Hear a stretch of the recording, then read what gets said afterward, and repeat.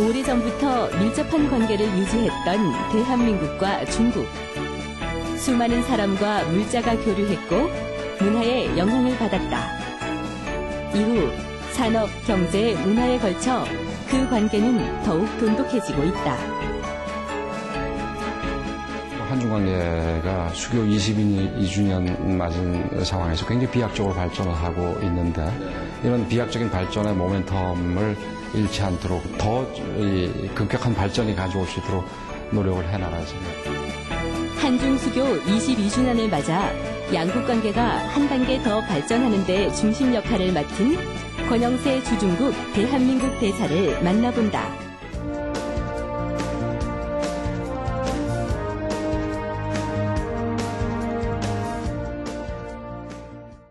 네, 중국은 역사적으로나 지리적으로나 우리와 가장 밀접한 나라입니다. 올해로 수교 22주년을 맞은 중국은 우리의 가장 큰 교역 상대국이자 그 교역 규모가 300조 원을 바라보고 있습니다. 오늘은 이처럼 그 갈수록 중요성이 커지고 있는 한중 관계를 짚어보는 시간 마련했습니다. 이 자리에 권영세 주중대사님 나오셨습니다. 대사님 안녕하십니까? 예, 안녕하십니까. 불러주셔서 감사합니다. 오랜만에 다시 뵙는데 더 젊어지신 것 같아요. 아, 그렇습니까? 이번에 어떻게 오시게 되셨습니까? 예, 공관장 회의가 열려서 그 회의 참석차 들어오게 됐습니다. 예, 얼마 만에 오신 거죠? 한 몇 달 만에 온 것 같습니다. 예. 각각 뭐 1시간 반 내지 2시간 정도밖에 안 되는데, 네. 비행기로. 네. 그래도 자주 오게 되지는 않는 것 같습니다. 예. 저도 뭐 그 지인들이 있어서 이제 북경은 가끔 갑니다만 우선 공기가 좀 다르죠. 한국이 역시. 미세먼지 심각한데요. 아마 한국에서 오시는 분들은 이 비행기 문이 열려서 예. 이 나가는 순간에 벌써 좀 이 냄새나 뭐가 좀 다르다 이런 예. 걸 느낄 수 있을 겁니다. 예. 지금 이 베이징의 미세먼지는 지금 굉장히 안 좋다고 세계적으로 얘기가 되고, 네. 근데 사실은 이런 부분에 대해서 중국 정부도 그 심각성을 잘 알고 있고 거기에 대해서 나름대로 대책을 세우느라고 부심을 하고 있습니다. 네. 그게 이제 이렇게 오랜 기간 누적되면은 그 호흡기 질환 환자라든가 이런 것들도 굉장히 급증할 텐데 말이죠. 예. 중국 정부도 이 사태의 심각성을 알지만 뾰족한 대안은 없는 것 같더라고요. 아직까지는. 얼마 전에 그 소위 양회라고 예. 중국의 정협과 그 전국 인민대표자대회, 우리가 국회에 해당되는 거지요. 그 두 가지 회의가 이제 동시에 열렸는데 지난 3월에 당시에 여러 가지 논의된 주제들이 있었습니다만은 그 중에서 이 소위 미세먼지 문제도 아주 심각하게 논의된 주제 중에 하나였었습니다. 그렇습니까? 문제는 그 미세먼지가 중국만의 문제로 그치지 않고 이 서해를 넘어서 우리한테 영향을 주는 데 있지 않습니까? 예. 황사도 있고요. 예. 이게 사실은 한중 간에 서로 굉장히 요즘 그 우호 친선 관계가 높아지는 수준인데 이런 데에서도 좀 협력이 돼야 될 것 같다는 생각이 듭니다. 예, 그렇습니다. 물론 이런 문제는 뭐 기상이라든가 이런 환경 오염 문제라든지 이런 문제는 어느 한 국경 내에 머물러 있는 게 아니지 않습니까? 그렇죠. 그래서 이런 부분들에 대해서는 그 영향을 받는 국가들 간의 어떤 이 공동의 그 대처 노력이 필요한데 우선 이 미세먼지 문제가 중국의 경제 발전 전체에 대해서도 저해가 될 수가 있다. 네. 뭐 일단 직접적으로 국민 생활 안전, 건강 이런 부분에 영향이 있겠지만 그것을 넘어서서 경제 전반에 대해서 부정적인 영향이 있을 수 있다라는 심각성을 잘 알고 있기 때문에 우리로서는 뭐 이 생각을 할 수 없을 정도의 이 거액을 들여서 이 문제에 대처해 나가려 하고 있습니다. 그 액수 규모가 어느 정도냐면은 한 4년, 5년 사이에 우리 1년 예산을 훨씬 넘는 뭐 500조 원을 투입을 해서 이 미세먼지 부분에 대처를 한다. 그 대처하는 방식에 있어서도 이 원인부터 시작해서 거기에 대해서 해결 방법까지 나름대로 고심을 하고 있기 때문에 저는 그 중국 지도부가 이렇게 이 미세먼지의 심각성에 대해서 인식을 하고 대처해 나가고 있기 때문에 지금 시간은 좀 걸리겠습니다만은 나름대로 긍정적으로 변화할 것이다 이렇게 낙관을 하고 있습니다. 중국과 이제 수교 22주년 되면서 정치, 경제, 사회, 문화 모든 면에서 그야말로 가장 그 밀접한 관계를 맺고 있는 나라지 않습니까? 이제 주중대사 얼마나 그 막중한 임무를 갖고 출발하셨는데 1년쯤 돼 가시죠? 예, 1년 아직 채 못 됐는데 1년 거의 다 돼가고 있습니다. 그동안 많이 바쁘셨을 텐데 좀 그동안 어떻게 지내셨는지 설명해 주시죠. 정말 바빴습니다. 주중대 대사로 나가 보니까 지금 말씀하셨듯이 한중 관계가 굉장히 비약적으로 발전하고 있는 상황이기 때문에 이 주중대사의 역할도 굉장히 바쁜 것 같습니다. 우선 제가 가자마자 우리 대통령께서 국빈 방중을 해서 준비하느라고 굉장히 바빴고 또 그 정상회담이 굉장히 성과가 많았던 정상회담이었기 때문에 그 정상회담에서 이 약속된 성과 사업들을 갖다가 또 이어가고 또 이행해 나가는 데 있어서도 또 굉장히 바빴습니다. 네. 지금 한중 관계가 어느 때보다도 아주 돈독하게 이루어지고 있는데 이 북한과의 관계에서 중국의 역할은 아주 우리한테 시사하는 점이 크지 않습니까? 물론입니다. 지금 미국을 비롯해서 모든 나라들이 지금 북한에 대해서 가장 큰 레버리지, 영향력을 가지고 있는 나라는 중국이다. 이렇게 생각을 하고, 중국이 그러면 과연 이 북한에 대해서 이 전적인 영향력을 가지고 북한을 좌지우지할 수 있느냐, 이런 부분에 대해서는 이 중국도 그런 부분에 대해서 그렇지 않다라고 얘기를 하고, 분명한 건. 그다음에 우리가 관측하기에도 완벽하게 컨트롤할 수 있는 것은 아닌 것 같다. 그러나 영향력이 가장 큰 것은 틀림없다. 그런 면에서 남북 관계에 있어서 중국의 역할이 중요하다. 이렇게 정리할 수 있을 것 같습니다. 그런 면에서 주중대사관의 역할은 더 커지는 거 아니겠습니까? 그렇습니다. 요즘 이 한류 하는데 이 중국에서 한류가 대단하다면서요? 대단합니다. 어떻게 느끼고 계세요? 이 과거에 이 대장금이 중국 대륙에서 굉장히 인기였었다고 그렇지 않습니까? 근데 최근에는 우선 싸이의 강남 스타일, 그것도 아주 근데 중국에 특히 제가 군 관련 고위 인사를 만났는데 아주 연로하신 분입니다. 70이 다 되신 분인데 그분이 강남 스타일의 춤 말춤하는 모션을 이렇게 잡으시는 걸 보고 왜 군에 계신 분들은 좀 보수적이지 않습니까? 그래서 이런 거 보고 굉장히 놀랬고 한류에 대해서 굉장히 많이 여기 아시는구나 중국에서 이렇게 생각을 했는데 제가 인민망인가에 이제 여기자랑 인터뷰를 할 기회가 있었습니다. 젊은 여기자가 저한테 이민호를 데리고 와달라는 거예요. 여기 한번 중국에 올 수 있게 해달라는 거예요. 그래서 최근에 무슨 드라마를 한 게 있었나 했더니 상속자들 얘기를 하는데 상속자들이 아주 선풍적인 인기였었습니다. 근데 그 이후에 소위 별에서 온 그대 이건 그거는 전에 그거를 또 훨씬 넘어서는 거로 김수연, 전지현 그래서 소위 거기서 나온 치맥 치킨하고 맥주 이거가 아주 유행이라서 우리 방송에서도 얼마 전에 나온 걸로 알고 있습니다만은 이 상해, 북경 이런데 한국식 치킨집에 이 잔뜩 줄들이 늘어서 가지고 기다리고 있는 거를 아마 한국에서도 보셨으리라 생각이 되고요. 그래서 사실 중국이 계속해서 소위 이 조류 독감 때문에 이 닭이라든지 이 조류에 대한 소비가 굉장히 줄어서 이 키우는 이 농가들이 굉장히 어려움을 겪고 있었다는 얘기가 많았었는데 지금 이번에 치맥 이 열풍 때문에 이 닭 소비가 엄청나게 늘었다는 겁니다. 우리가 중국 닭 산업을 이렇게 세우는데 1등 공신이네요. 결과적으로 그렇게 된 측면이 있습니다. 그 두 드라마가 인터넷을 통해서 중국에 방영이 되는데 이 클릭 뷰수 있지 않습니까? 그게 상속자들이 20억이 넘었다고 듣고 있고요. 이 별에서 온 그대 같은 경우는 30억 가까이 됐다고 얘기가 들었습니다. 우선 이 숫자 자체 이 단위가 다르지요? 중국이라는 데가 아시다시피 페이스북이라든가 이런 SNS에 대한 통제가 전 세계에서 유일무이하게 강하게 되고 있음에도 불구하고 이 한류는 그 여파를 이어가는 거네요.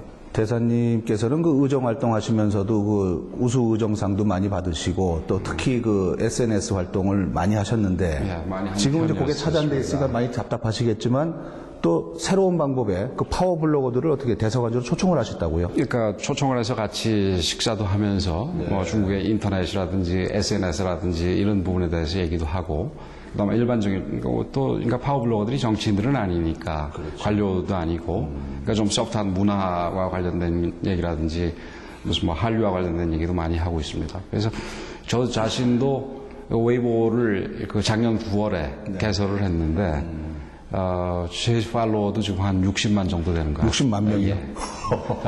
그럼 말 한마디에 그 촉각을 기울이고 있는 사람이 60만 명이라면 그렇죠. 얼마나 손이 떨리시겠습니까? 그렇죠. 하나하나가. 근데 되게 이제 애정을 가지고 팔로우 하시는 분들이 많으니까, 그런 점에서는 조금 마음이 편하고, 또 그런 분들이 사실은 뭐, 저 주중대사 권영세에 대해서 그렇게 구체적으로 그러니까 아셔서 저를 팔로우 한다기보다는, 한국. 이 한류에 대한 관심, 한국에 대한 관심, 이런 분들이 이제 이 팔로우를 해주시기 때문에 아주 그 내용들, 저한테 댓글 달아주시는 내용들도 굉장히 우호적이고 편한 내용들이 많아서 아주 즐기고 있습니다. 어떤 면에서. 그런 것들이 실질적으로 어떤 큰 그 외교 활동에 도움이 되고 있죠?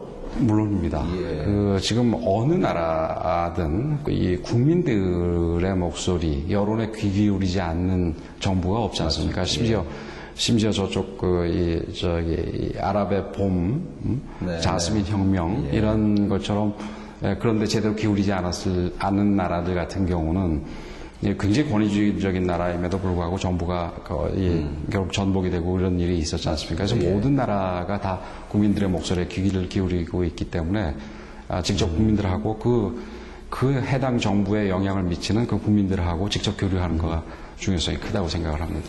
이 드라마나 뭐 걸그룹 같은 이런 한류가 사실은 문화 전파에만 그치는 것이 아니라 그 나라에 진출하는 우리 기업들에게도 후광효과가 있는 거 아니겠습니까? 그렇습니다. 실제로 이렇게 현지에서 보시면 그런 느낌이 오시나요? 어떻습니까? 예, 뭐 굉장히 많습니다. 그리고 요즘에는 뭐 예를 들어서 드라마를 예를 든다면은 소위 PPL이라고 우리 해서 제품이 직접 나오죠. 간접 광고들을 허용이 돼서 나오지 않습니까? 그래서 저한테 이민호를 데리고 와달라고 요청했던 저 여기자도 이 한국 핸드폰을 쓰고 있더라고요. 그래서 어떻게 해서 한국 핸드폰을 쓰게 됐냐 그랬더니만 그 한국 드라마에 나오는 주인공이 그 핸드폰을 쓰고 있어서 그게 멋있어서 그걸 썼다는 거지요. 그리고 뭐 치맥도 결국 비슷한 얘기고 또 그 별에서 온 그대 전 뭐 그게 뭔지는 잘 모르겠습니다만은 소위 전지현 립스틱이라는 게 있다고 들었습니다. 뭐 방송 나가면 다 솔드 아웃, 뭐 매진된다면서요. 그러니까 우리 방송 정도가 아니라 거의 전 세계 면세품점에서 그 소위 전지현 립스틱이라는 게 그 좀 품귀 현상을 빚고 있다고 얘기를 들었습니다. 이제 중국 관광객들이 한국뿐만이 아니라 다른 나라를 방문해서도 이제 그 품목을 산다는 얘기죠. 그만큼 이 한류가 단지 문화에서 그치지 않고 어떤 경제적인 이 부수 효과로 연결되고 있다라는 점을 아마 잘 보여주는 예라고 할 것 같습니다. 그동안 한류는 K-팝, 패션, 의료, 한식 등으로 영역을 확장했다. 세계 각지에서 갈수록 열기가 뜨거워지고 그중 중국에서 한류 열풍은 놀라울 정도다. 최근 방영된 한국 드라마 별에서 온 그대. 이 드라마는 중국 최대 정치 행사인 양회에서까지 언급이 되며 중국 내 문화적 충격을 안겨줬다. 이후 중국 정부가 한국 드라마 수입을 규제까지 했지만 지금 한류 열풍은 대륙을 뒤흔들고 있다. 특히 별 그대에 방영된 치맥이 인터넷 사전에 등재되면서 한인타운 치킨점의 매출 역시 가파른 상승 곡선을 그리고 있다. 드라마 외에도 관련 산업들이 함께 후광 효과를 얻는 셈이다. 한류 창작에 전념하고 있는 분들의 말씀을 잘 들어서 그분들이 어려워한 부분을 우리가 지원해 주는 것이 우선 첫째라고 저는 생각을 하고, 다음에 항상 문화는 상대방이 있는 겁니다. 그래서 상대방 문화에 대한 깊은 배려, 상대방을 이해하고 배려할 줄 아는 이런 글로벌 정신이 꼭 필요하다.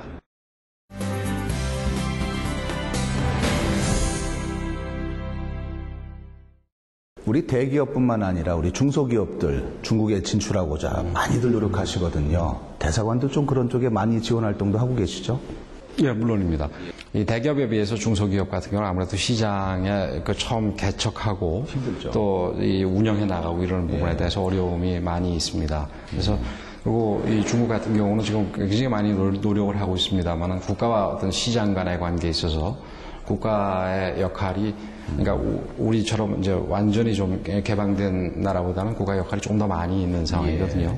그래서 그런 면에서 사실은 그 대사관, 이 관에서 좀 이 도와줘야 될 영역이 굉장히 많습니다. 그래서 처음에 이제 시장을 개척하는데 또 운영을 해 나가는 데 있어서 중국의 법규라든지 법규도 굉장히 많지 않습니까? 그렇죠. 뭐 노동법규, 그다음에 인허가법규, 또 그다음에 그 뭐 수출 수입할 때 관련된 여러 가지 저 규제 법규들이 뭐 어쩔 수 없이 다 있게 되는데 이런 부분에 대한 안내, 또 거기서 더 나아가지고 지금 대사관 웨이보나 제 개인 웨이보나 또 다른 매체를 통해 가지고 우리 제품 중에서 굉장히 좋은 제품들 같은 경우는 예를 들어서 이달의 상품 그래가지고 뭐 화장품이라든지 지금 유아용품이라든지 환경 관련 그 용품이라든지 예를 들어서 공기청정기라든가 이런 거가 예가 되겠지요. 이런 부분들에서 직접적으로 저희들이 그 선전을 하고 있습니다. 그런 것들이 하나하나 쌓여서 이 한중 교역 규모가 이제 300조 원대를 바라보고 있습니다. 상당히 어마어마한 숫자인데요. 이게 더 활성화되기 위해서 지금 한중 FTA, 한중일 FTA가 계속 협상이 이루어지고 있죠. 잘 되고 계신가요? 지금 현재까지는 뭐 잘 진행이 되고 있습니다. 특히 작년 우리 대통령께서 국빈 방중하셨을 때 두 나라 정상이 한중 FTA가 좀 빠른 시일 내에 그리고 높은 수준으로 이루어진 데에 대해서 이 합의를 하셨고 또 그 이후에 우리 한중 정상이 여러 차례 만나셨지 않습니까? 얼마 전에 해안보 정상회의에서도 만나시고 그랬는데 그때마다 한중 FTA의 중요성 그리고 빨리 체결해야 될 필요성 이런 부분에 대해서 강조를 하고 계시기 때문에 뭐 협상을 하다 보면은 서로 밀고 당기기를 해야 되니까 그 조금 더 진전이 많은 이 협상의 예도 있고 또 다음번 협상에서는 조금 약간 진전이 좀 느리게 되고 이런 부분도 있습니다만 현재까지는 잘 되고 있습니다. 지금 얼마 전까지 이제 10차 협상이 끝나고 다음번에는 중국에서 11차 협상이 예정되어 있습니다. 우리가 이제 한칠레 이후에 이제 한미, 한EU FTA가 차례로 체결되면서 걱정했던 것들이 뭐니 해도 우리 농산물. 그런데 이제 이 중국이라는 데는 아시다시피 규모 면에서 우리 농산물에 직접적인 타격을 우려하는 목소리들이 많거든요. 거기에 대한 대비도 철저히 하셔야죠. 우리 지금 이제 주무부서는 산업자원부에서 하고 있는데 그 부분에 대해서 굉장히 많이 생각을 하고 있고. 얼마 전에 사실 한국의 그 벤처 농업인들이 중국 대사관을 방문을 했습니다. 뭐 중국 대사관만 방문한 게 아니라 중국 전역의 이 농축산 시장 현황을 둘러보는 자리에서 이제 저희들하고도 간담회를 가졌는데 그때 그분들이 이제 분명하게 인식을 하고 굉장히 긍정적으로 생각을 하고 돌아가시게 된 이유가 이 중국의 사실은 식품의 안전이 굉장히 최근에 중요시 되고 있습니다. 특히 중국의 1인당 GDP가 지금 6,000불이 넘어서고 있다 보니까 그 수준에서는 굉장히 식품에 대해서 안전을 이제 생각하게 되는 단계라고 합니다. 더군다나 중국이 아직까지는 일가구 일자니이기 때문에 아이들한테 먹이는 식품의 안전성에 대해서 굉장히 신경을 쓰고 있어서 이 한국에서 만든 식품들 수출되는 이 가공이 된 거든 아니면 가공이 안 된 거든 간에 안전성에 대해서 굉장히 만족을 하고 높이 평가를 하고 있기 때문에 그런 점에서 한국 농수산품들이 거꾸로 중국 있죠. 시장을 개척할 수 있는 그런 여력도 충분히 있다고 생각을 합니다. 그럼에도 불구하고 우리 산자부가 주무부처이면은 틀림없지만 우리 대사관에서도 농민들의 고민에 대해서 그래도 계속 이렇게 귀를 기울이시는 게 물론입니다. 그래서 그 부분에 있어서 지금 우리가 농민들과 그러니까 농축산, 수산에 종사하시는 분들이 한중 FTA의 체결로 인해서 그러니까 피해는 최소화하고 그다음에 이 이익은 극대화하기 위해서 우리가 도와드릴 수 있는 부분이 뭔지 우선 정보라 수집이라든지 그다음에 나름대로 중국 시장의 현황이라든지 중국 수출품들의 내용이라든지 농수산 관련해서 이런 부분들에 대한 자료를 저희들이 이 산자부 협상팀과 해당 우리 농수산 단체에 아주 충분히 지원하기 위해서 노력을 하고 있습니다. 일본의 이 우경화에 따라서 요즘 한중 간의 우호가 더 반대급부로 이렇게 더 강해지는 면도 있고요. 그 상징적인 측면이 안중근 기념관 아니겠습니까? 얼마 전에 오픈이 됐는데 굉장히 많은 사람들이 오간다 그러더라고요. 예. 그 저도 올 초에 다녀왔습니다. 예, 다녀왔는데 아주 잘 규모가 아주 크진 않지만 짜임새있게 아주 잘 만들어진 거를 봤습니다. 사실은 지난 정상회담 때 우리 대통령께서 이 표지석을 설치를 해달라 하고 부탁을 했는데 중국 측에서 표지석 이상의 기념관으로 아예 화답을 한 셈이지요. 그렇죠. 기념관에서 보면은 가보셨는지 모르겠습니다만은 기념관이 그 역사의 과거 귀빈실로 사용하던 곳을 해서 만들었는데 그 자리에서 보면은 바로 그 안중근 의사가 이토 히로부미를 저격한 그 지점이 바로 보이고요. 그 바닥에다 그런 표지를 해놨습니다.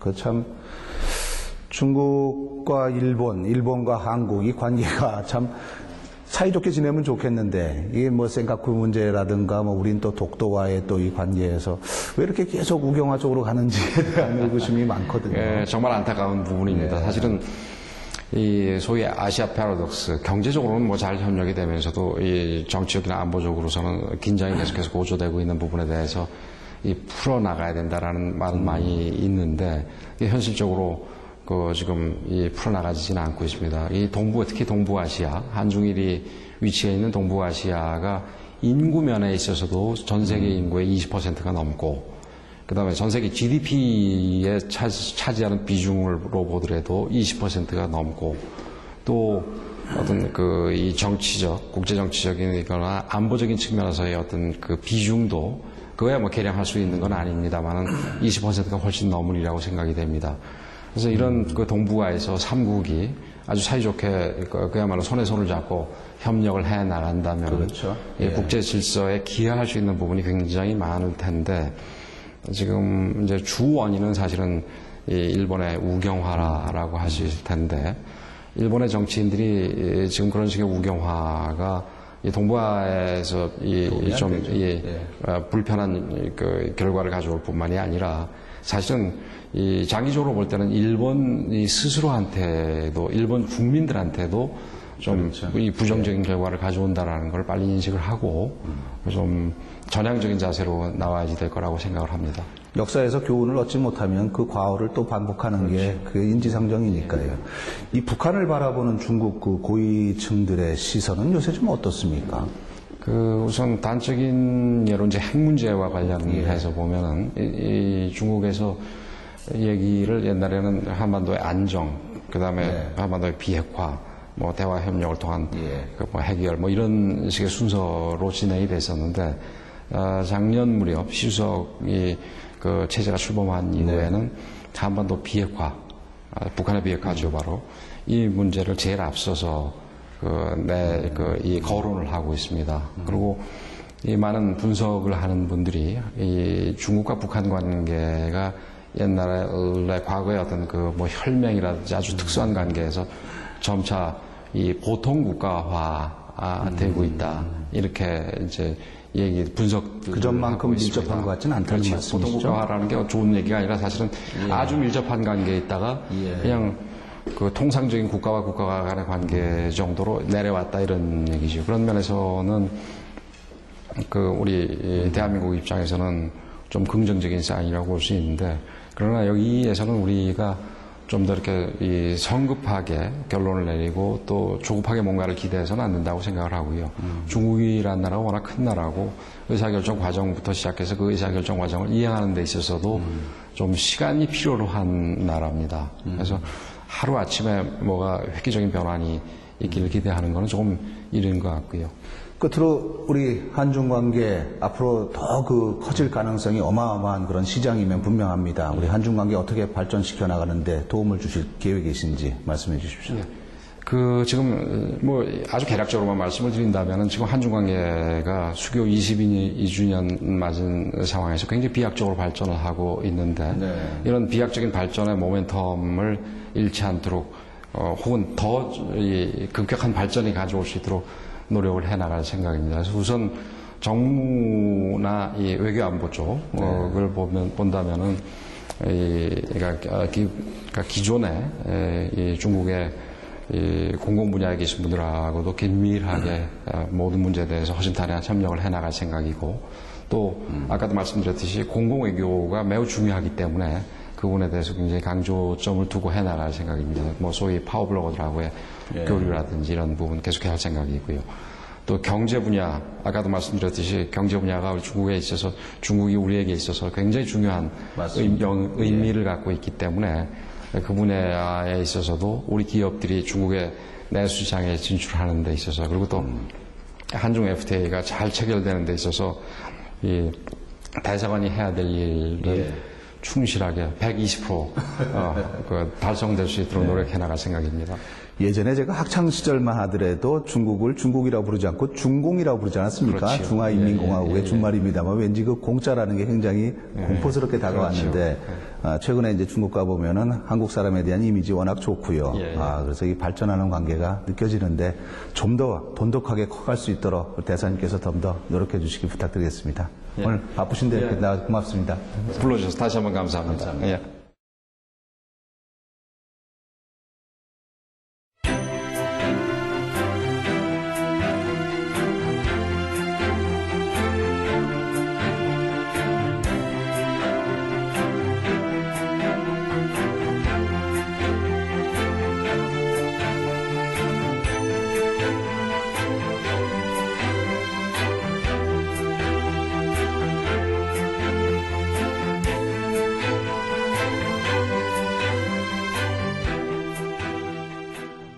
네, 지난 1992년 수교 이후 한중 관계는 비약적으로 발전해 왔지만 앞으로의 한중 관계는 그야말로 무한한 성장 잠재력을 갖고 있다고 하겠습니다.